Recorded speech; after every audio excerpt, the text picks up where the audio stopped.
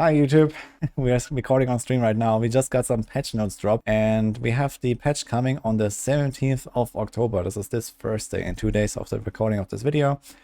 And as we have seen previously already, you might have seen my video about this, the evade build is getting nerfed, or rather bug fixed. So there was an issue apparently that the animation for evade was much faster than intended on the Spiritborn. And they're fixing this. So I tried this out a little bit briefly on like a rogue, for example, and I would expect something like of at least a 60 or 70% nerf here. So technically the build will still be functional, but it will do much less damage, which is probably still okay, but it will certainly move way slower. So as like this super chill Omega speed farming build, I think the time is over. And it's going to be maybe some kind of like meme build that you can play as like a push build or something like that. Or maybe you can try to, you know, divert the setup a little bit to something else. Either way, I would not really expect the evade build to really be a thing, like at least not a very popular thing anymore. And in that case, I would really recommend before Thursday, maybe try to get ready for another setup here. Personally, I've been playing a lot of different builds, so there's a lot of stuff on the class and there's a lot of things to go for. Outside of that, there's a bunch of other improvements, bugs, fixes, and whatever in there, so I'm gonna go through them real quick. There's actually a lot in this patch here, as you can see, lots of bug fixes, so I'm not gonna go through everything here. Nothing really major for each of the classes, I think, so I kind of left out all of the class stuff. There was just kind of like some smaller stuff, unless I was missing something that might have a larger impact than I think. But let's go through this here. So season theme, Realm Walker is getting better. It's gonna move faster. There's gonna be more monsters, and it sounds generally better. I guess this was a pretty common complaint. Personally, I didn't really do the Realm Walkers at all, so this might be much more like fun now and more rewarding. So that's good. Damage numbers are being abbreviated now, so it seems like there's not an option to actually not abbreviate it. It sounds like they are just abbreviated. So 10k is like 10,000 is 10k and 10 million will be 10m and something like that. This is what I have done in Diablo 3 as well at some point, because they realized, oh, the damage numbers are just way too large. And at least there we had the option to show the full or the abbreviated. Seems like this is not the case here. Then we have Mythics buffed. So that's kind of interesting, but they somehow buffed Mythic items. I'm not sure how that happened, but I can see this here. Mostly they increased all stats and life rolls on all of them. This doesn't really make any of them like necessarily like super crazy more desirable, but it is a nice extra if you were already planning to use any of those items. So in particular, the Shroud of False Death has suddenly become much better. It basically gained like a full life roll that you would normally have on a chest for free, kind of. It's kind of similar for the Grandfather. I got like a double life roll for the two-handed slot, and similar for some of the other weapons and so on. So there's a lot more life on all of these items here. Harlequin Crest even got buffed as well.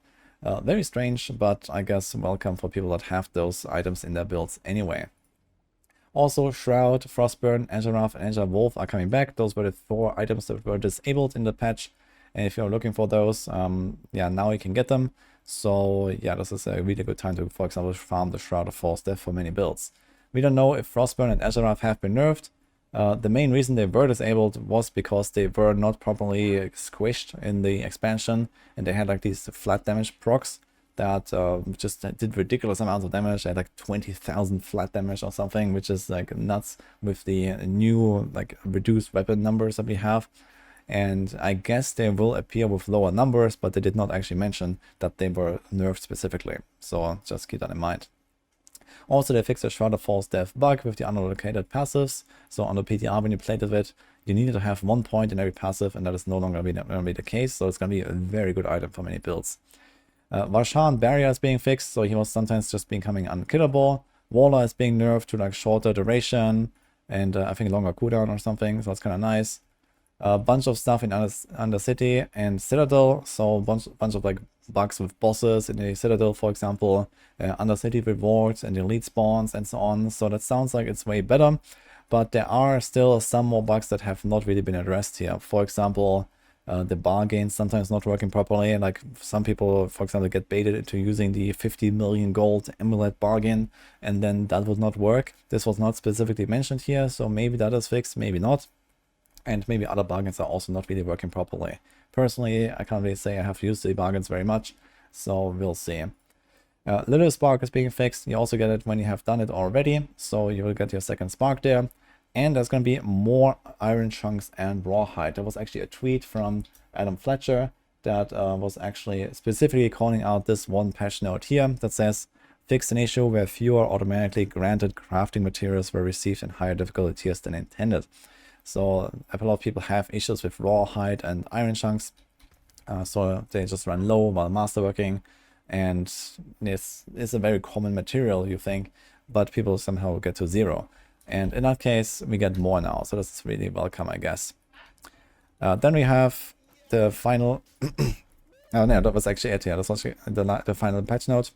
And then a few other things, basically, that we have in, like, you know, the class sections and stuff. So if you are looking for some stuff from your class, you might want to check that out, but there was not really that much. So Rogue had, like, literally one line, for example, and the barbs as well. And then there was, like, a few little things here on Sorg and Spiritborn.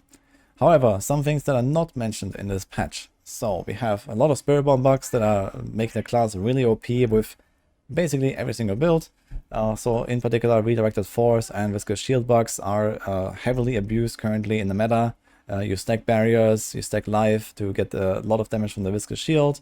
If you don't know how it works, basically the more life you have and the more barrier you have, the crazier it gets. This bug usually gives you something like between 5 to 20 times your regular damage, so it's very potent. And redirected force as well is a bug that especially the crit builds, not the Thorns builds, can use. So here we also get something of like a ×3 to ×7 damage buff, depending on how far you go with resolve stacking, the interdiction aspect, and the redirected force aspect, in order to get a lot of crit damage out of this. So together, these two bugs make most Spiritborn builds something like 20 to 50 times stronger than they should be. This is part of the reason why Spiritborns are so crazy right now, because without those bugs, they would actually not really be, you know, so clearly ahead of everything else. So this is mostly why they are so crazy. So yeah, those bugs are not mentioned right now. Currently, I expect we're gonna see maybe something in the mid-season patch, but realistically even in the Season 7 patch. So I don't think they really want to kill the vibe right now, outside of like, okay, fixing the evade build. So you have to go and find something else there, because yeah, server stability, I get it. But yeah, here they might not even do anything. We'll see. Fate progression has not been addressed, so sometimes you just run out of monsters to kill. It's very annoying. Gem fragments has not been addressed. If you play quite a bit, then eventually you're going to reach the point where you have like full 99k fragments, and you have to like go to the jeweler and convert them back and forth to get down to 0 again, which is very annoying. Infernal Void exploit and Undercity exploits are not mentioned. Don't ask me what the exploits are. You can you can go look it up, but I will not explain that now. But either way, both of these seem to persist unless they were still fixed.